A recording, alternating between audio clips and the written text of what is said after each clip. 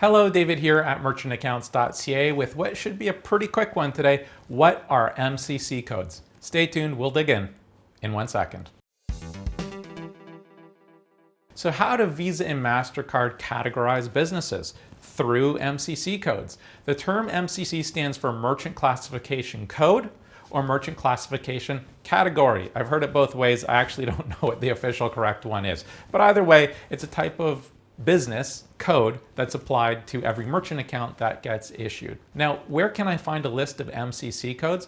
You can find a list of MCC codes basically anywhere by Googling it. It's standard across the industry. I think the most authoritative place to get an up-to-date list is probably the Visa Merchant Data Standards PDF file, which is located on the Visa website. We'll include a link to it in the description, but you can always Google it because eventually this video and the link will go out of date. But try to get it from the Visa website if you can. Now, what are some examples of MCC codes? You don't want a 20-minute video of me just listing out code types, but here's an example. Code 5691 is for men and women's clothing.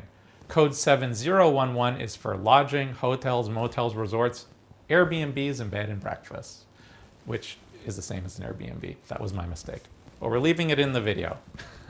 Okay, so why is choosing the right MCC code important? Visa and MasterCard and card issuing banks try to prevent fraud. They have very complex algorithms that detect and stop suspicious transactions. Now, one of the things that they look at when combating fraud is the MCC code used by the merchant. It should be obvious, but an online casino transaction or a purchase of jewelry or precious metals has a higher probability of fraud than the purchase of wool socks. Nothing against wool socks, it's just that the black market for wool socks is not quite as active as gold, I guess. But I'm making a silly point. The point is, if you have an MCC code that is connected to a higher risk industry, you're more likely to see declined transactions when you process credit cards from your customers, even from legitimate customers, which can become an issue. See, we know two things. We know that card issuers look at two things. One, they look at the MCC code of the merchant, so the bank, the card issuing bank, knows roughly what the customer is purchasing. And two, they know the purchase history of that customer. Although an issuer will never come out and explain how their anti-fraud algorithm works, common sense dictates that we know they're looking at these things. So if I use the example of an elderly lady who's never used her credit card online before, suddenly has a transaction with an MCC code for an online casino, that's probably, obviously, a suspicious transaction. However, if that same elderly cardholder had a transaction with an MCC code for retirement homes or physiotherapy or something like that, it's probably less suspicious. Now, by the way, I'm not saying that old people shouldn't gamble or old people need physio.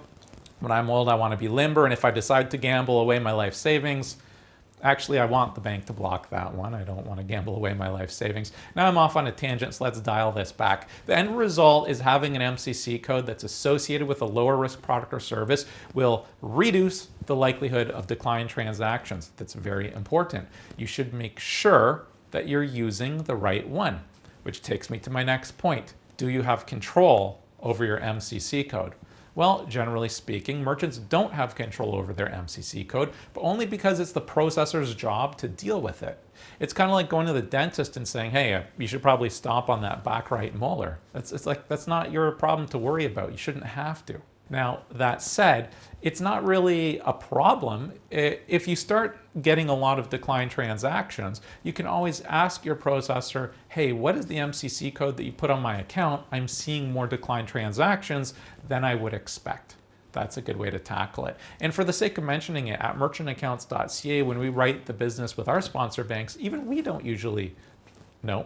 We don't ever, except in exceptional circumstances, see or decide the MCC code. It's actually the underwriter that reviews the file and, hey, these guys sell this thing.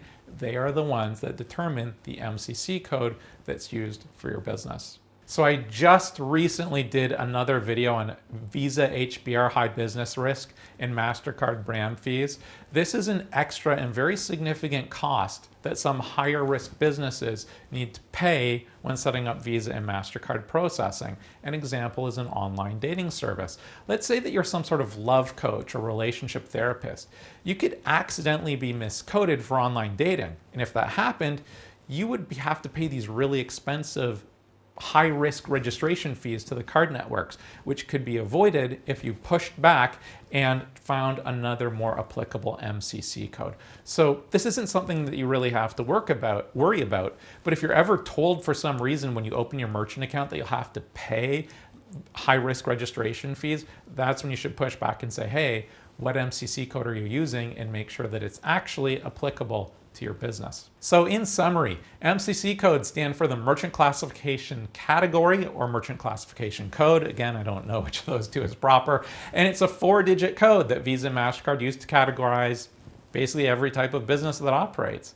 It's not something you should have to worry about. Your processor is going to deal with it for you. However, if you're getting a lot of declined transactions, and especially if you've been told that you need to pay high-risk registration fees, you should push back and find out what MCC code is being used for your business. And with that, I think I've tackled MCC codes. If you ever have a question about processing or you want to get a quote for your business, please reach out to us at merchantaccounts.ca. We would love to hear from you. Other than that, thanks for watching and have a nice day. Bye now.